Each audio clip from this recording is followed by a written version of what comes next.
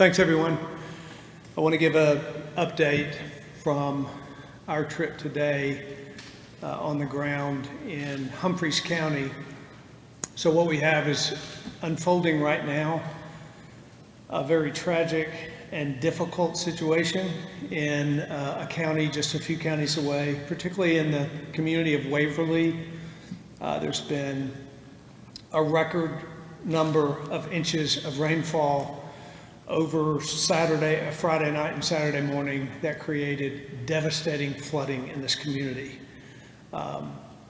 Tremendous loss of life, a number of missing people on the ground, homes washed off their foundations, cars strewn around the community. It is a devastating picture of loss and heartache in one of our Tennessee communities.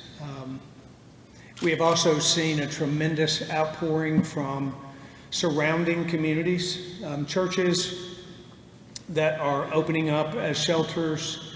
We've also seen a swift response from Highway Patrol, from the National Guard, from first responders from counties all over the state, a number of them working together, coordinating efforts. But nonetheless, this is still unfolding even this afternoon, and there's much yet to know about what the end results will be, but what we do know is that it's incredibly difficult, and our hearts and our prayers need to be for those communities, for those folks in that community, many of them who have suffered not only the loss of their homes and their property, but the loss of family members and friends. I'm going to have Patrick Sheehan, our director of TEMA, come up and make a few comments about particular numbers and the response that is happening right now on the ground as well. Patrick? Thank you, Governor. It's pretty devastating on the ground. I'm sure some of you have seen it and certainly have seen the news, and so we want to make sure that these communities know that they're not forgotten and that Tennesseans share the heartbreak of the loss of life. The Tennessee Department of Health has confirmed a team at this time, 16 confirmed fatalities. You'll notice that's different perhaps than what's coming out of local government, and that has to do with just our validation process. So we don't get ahead of ourselves as we're making sure that we account for each Tennessean that is sadly perished or is missing. And so you might see a discrepancy in numbers sometimes, what's coming from the sheriff or what's coming from our official reports, and it's really just a matter of process. What we know is that there are a number of people still missing. Recovery efforts continue underway, search efforts continue underway. Those will go on until we account for all those Tennesseans that are missing at this time. The TEMA staff are working with the Tennessee National Guard now to establish a donations center at the National Guard Armory in Waverly. So thank you to the Adjutant General and his team for making that facility available. It's going to be a physical location. Currently, donations are being accepted at Waverly High School. I will add, though, that the most important way that folks can help those that have been impacted by this terrible tragedy are with monetary donations. So people will be working to find new homes or temporary living arrangements for weeks and months to come, and there are a number of reputable organizations that will help process donations and have caseworkers that can get them to those that are in need. Some examples of this are the Community Foundation of Middle Tennessee. Their website is cfmt.org. The Nashville Community Resource Center, crcnashville.org, is also an avenue, a reputable source where donations can be directed. And of course, the American Red Cross, the Salvation Army, and then any reputable local charitable organization in the area, to include churches. Churches will be already working with those communities to host shelters, and those that are requiring shelters right now. And so if you're looking to help, and I would ask that you do help, donations to those organizations, and then monetary donations to those locations, those organizations, and then physical donations can be taken to the Army when that's open. And we don't know quite when that is yet, but our team is working to set that up now. Responders from across Tennessee have been practicing for this. This was the first deployment of the Tennessee National Guard and Nashville Helicopter aquatic rescue team to help with the recovery and rescue efforts. We just practiced this with a large exercise 2 weeks ago to validate this capability, and the city of Nashville was a great partner, Tennessee National Guard, Tennessee Highway Patrol. I'm sure if you've been in the area, you've seen those helicopters flying to help find those that are missing and rescue those that need rescuing.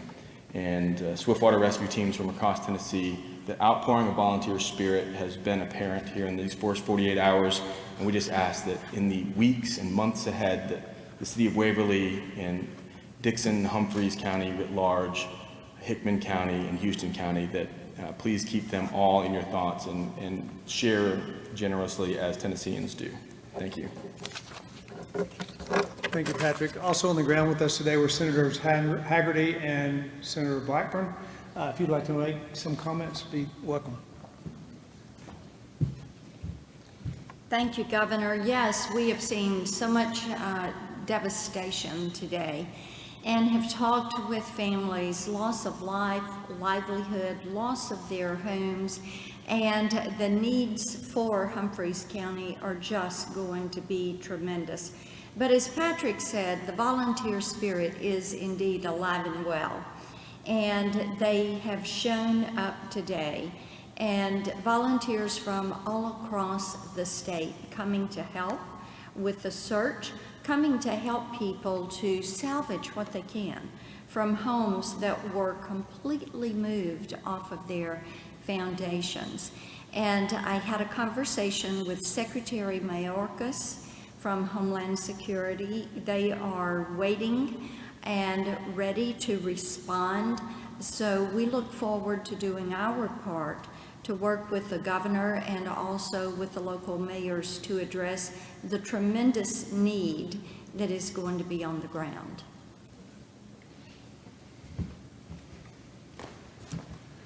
Thank you, Governor, and thank you, Senator Blackburn. Patrick, it was impressive to see the operation you put in place on the field in very short order. What we saw today was devastation at a level that is absolutely heartbreaking. What we've seen is the Tennessee spirit at the same time. We've seen people that have lost family members, people that don't know where family members are, but we've seen Tennesseans come to aid. I was so touched to see first responders from all over Tennessee there on the ground doing everything they can to help address this problem. As Patrick mentioned, I think we as Tennesseans can do more by making contributions to reputable organizations and to churches who will be in a position to make a real difference. We toured an elementary school today. That school has been devastated. I couldn't believe the amount of damage that occurred. These kids are going to need supplies, they're going to need care, they're going to need your prayers. I'd like to say this. Senator Blackburn and I are going to do everything that we can to support Governor Lee to make certain that the grants that are coming this way happen as quickly and as expeditiously as possible. We'll be doing everything that we possibly can to make certain that Tennessee is taken care of. The news media has been very focused on what's happening in other areas, Haiti, Afghanistan, hurricanes coming into the Northeast.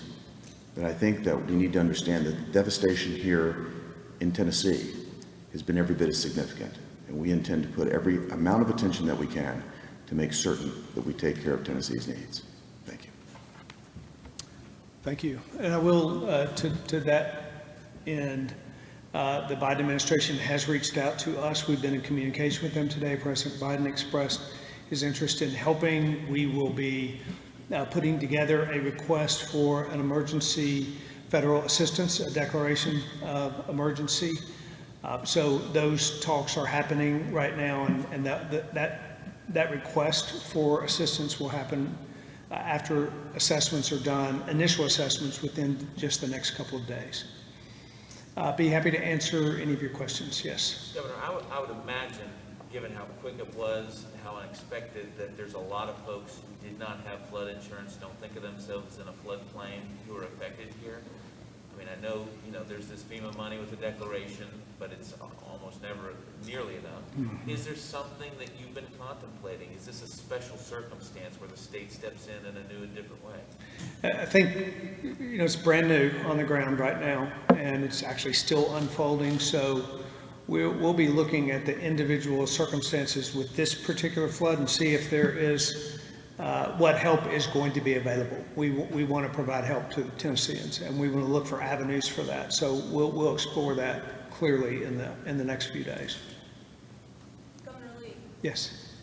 flooding has occurred here before in this area.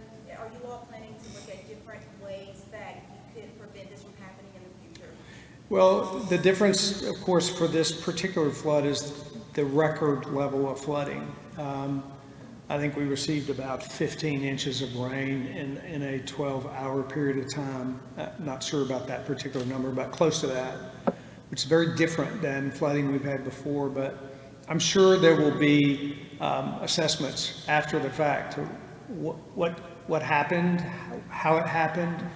Are there ways that we can look to mitigate this going forward? But right now we know this is a result of a record flood, like that community has not seen before with regard to the amount of rainfall.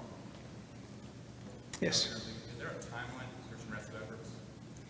Patrick, you want to comment that? Make a comment on that? Yeah, so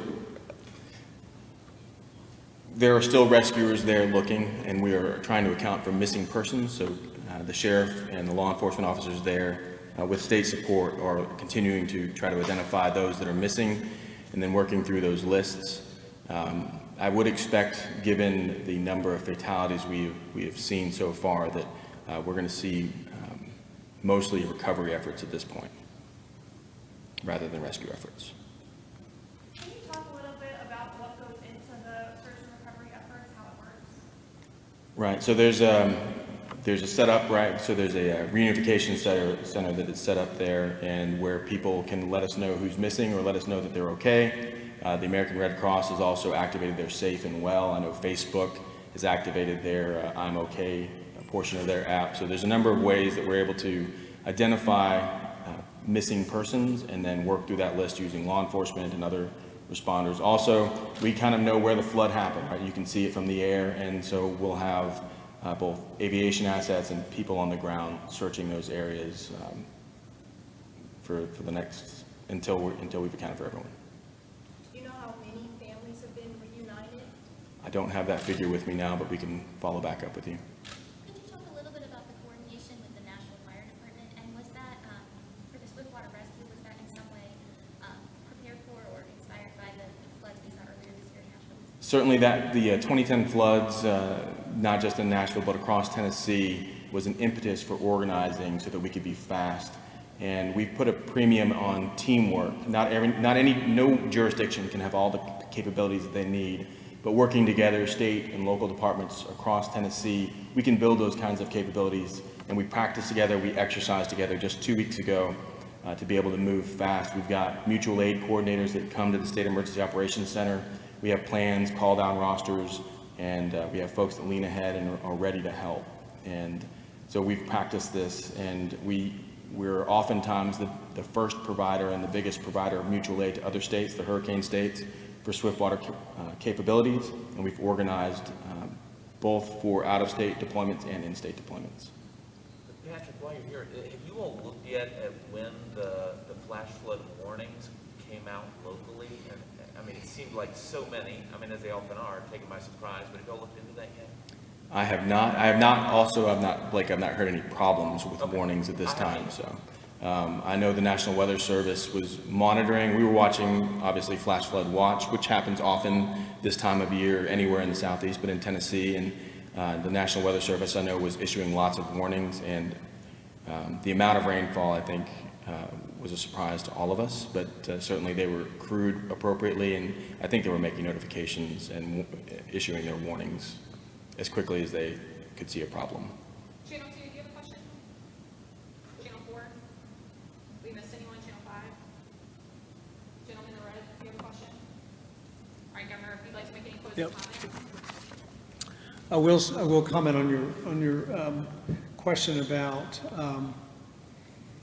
warnings. It was interesting. I talked to a family today about how fast this happened. Because I heard it so many times today in talking to people. Within minutes, they would see water in their yard, and within minutes it was coming in their home. And then they would move to a neighbor who had a second floor, because literally within about a 5 or 10 minute period of time, they went from seeing floodwaters rise to not being able to escape their homes. It's dramatic. It was dramatic to hear the stories of how fast this happened in the community, which is part of the reason that so many people lost their lives, and there are still so many missing. I appreciate you all getting this information out. Tennesseans need to know what's happening to their neighbors. It's just a few counties over, and it is heartbreaking to see. And I know that Tennesseans will respond through the efforts that Patrick talked about, and we will continue to keep you updated and provide information as it's available. But I implore Tennesseans not only to reach out and to look for ways to help, but to pray for the heartache that's happening in Waverly, Tennessee. Thank you all for being with us today.